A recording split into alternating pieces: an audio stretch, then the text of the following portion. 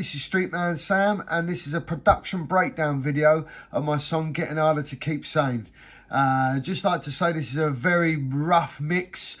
Sorry, not even a mix, it was the rough demo. I would like to have shown you some other stuff on it, but yeah, this is just a run through basically of showing you the different parts and how I changed it up. And but yeah, this was before any major processing was put on the channels and the sounds to beef it up and become the final product that it is. So yeah, the song basically starts with a guitar riff. I had this guitar riff around for a while. It's kind of a bluesy, dirty bluesy riff, so we'll start off with that.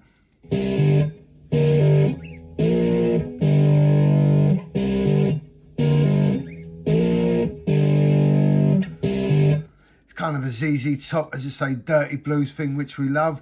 And then, so I put some drums behind it. I created this beat on the Logic Pro X Drummer channel, but unfortunately I haven't got that project.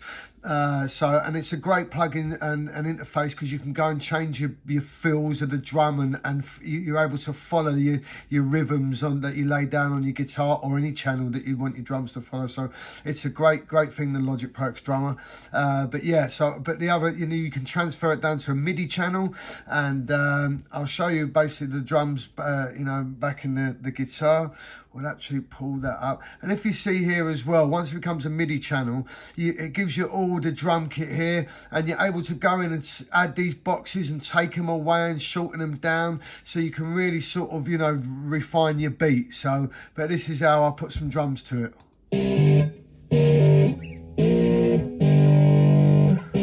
Might help if we put them on.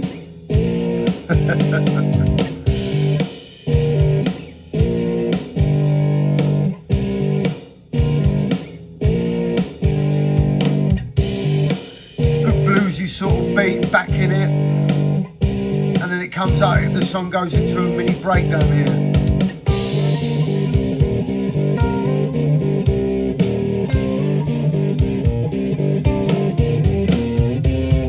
So that was the rough drum beat, and just getting the patterns right, and as you say, you can go in and add stuff, take it away. But the good thing with the Logic, the drummer channel, is you can really get great fills on it, which are very hard to go in and write in here when you get your main box up. So then I went and added a bass. And I don't own a bass guitar, but so I own a MIDI keyboard, so I was jamming on the MIDI keyboard. Once again, let's get that so you can see. And yeah, so this I'll play the bass with the rest of the track.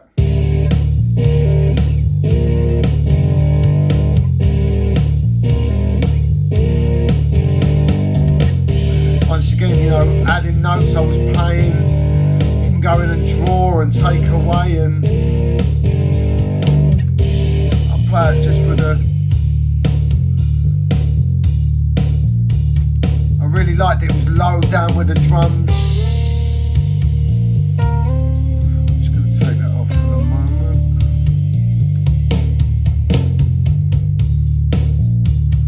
It's quite dark and I really like that. It was growling kind of type.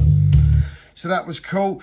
And so we had a real, dirty guitar riff. We had some good bass in the drums, and the bass was low. So I just thought I'd, a bit of contrast, and I come up with this sort of guitar, simple guitar, clean guitar. So we'll have that.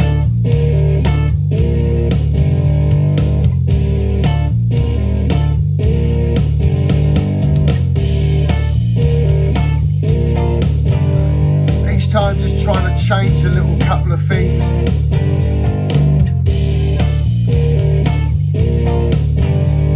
So quite dry, as you say. We went and put some delay, total other thing with the mixing, but yeah, just a contrasting pattern to go against the heavy sort of stuff.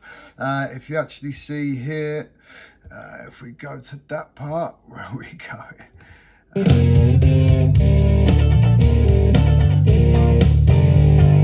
Comes in sort of double time, jagged sort of thing.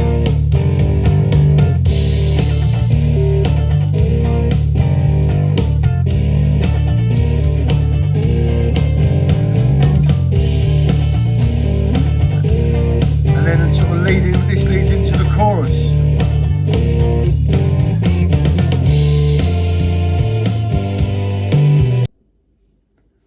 Okay, so this is the chorus part. So after the main guitar riff, there's some sort of chords come in, overdriven chords, and that's the pattern that plays for the chorus. There's also a melody that comes in as well. But also, if you see up here with the bass, I sort of went up to a different octave and tried to play more in a different way to sort of change it from the verses. So yeah, this is the core of the chorus.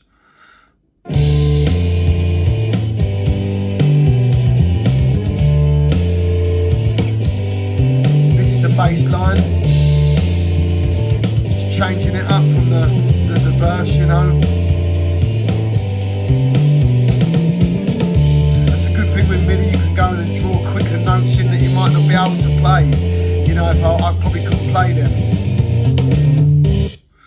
So that's that with the bass. And then we'll add the electric melody sort of as a guitar picking part over it. This was fun to play. Got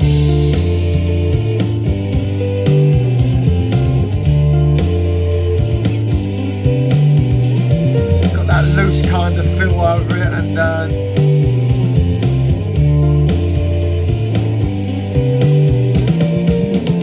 so that was cool, come up with that sort of guitar part. Also, there is an organ on the song, backing it up with some, you know, just some simple stuff, and we'll play that in the chorus.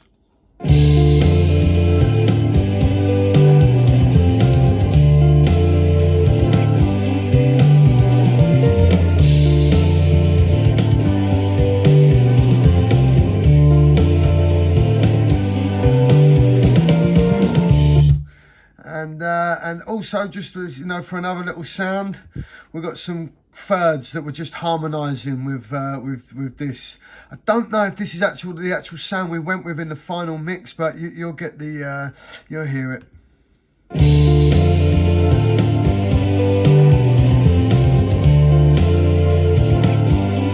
Just giving it some backing texture, you know. It's not going to compete against the drums and the bass and the guitar. Just let you hear that in solo, actually. Just see if you...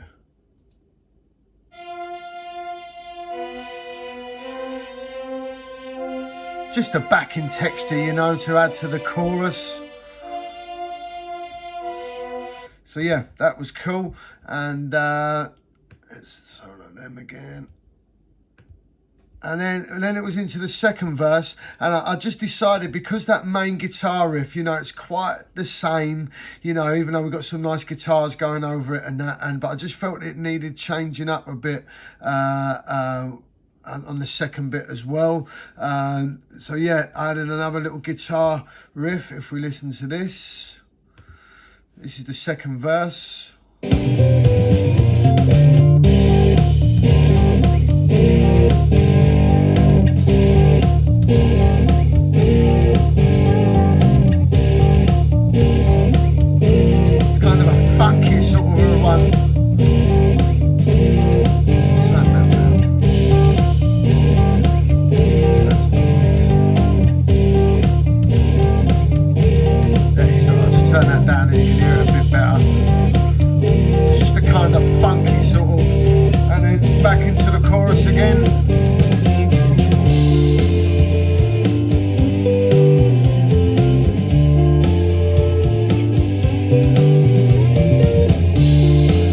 Always changing the drums and the bass up just a little bit as well. So, and then we come to the solo. Okay, so this is the solo part. This was actually recorded through a 1962 bluesbreaker, Marshall bluesbreaker amp sim on a UAD sound card. That was it was beautiful to play through. My cousin Lee lent me his sound card for a bit and was recording some guitars. So yeah, I love this solo. It's pretty rocking. Recorded it on this channel here, and as you can see, the bass and the drums sort of change, and we've got some rhythm electrics. So yeah, this is the solo part. I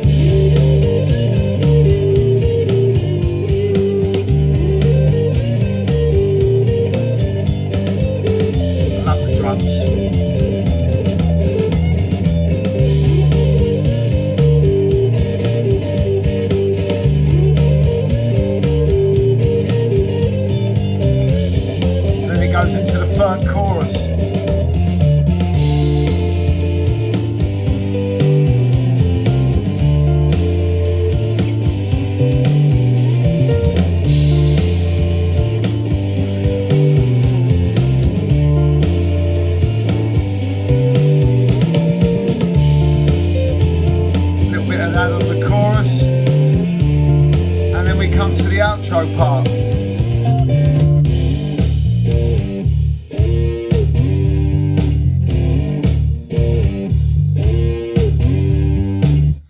Now, in the outro part, sorry, I've just got to put that on actually, and then we'll drag it over it.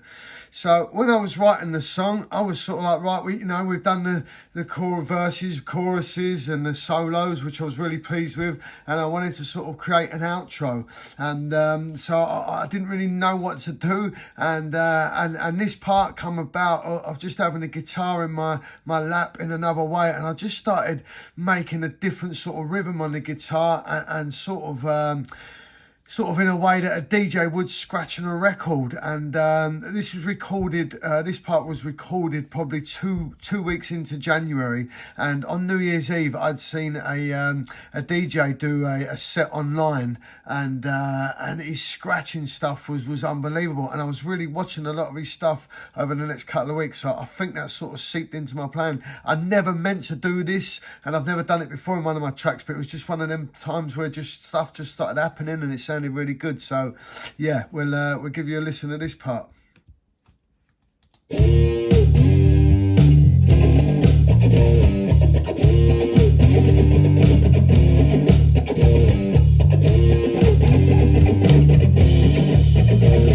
was playing really high up the neck and then sort of smashing the strings, coming to meet the, God knows what I was doing.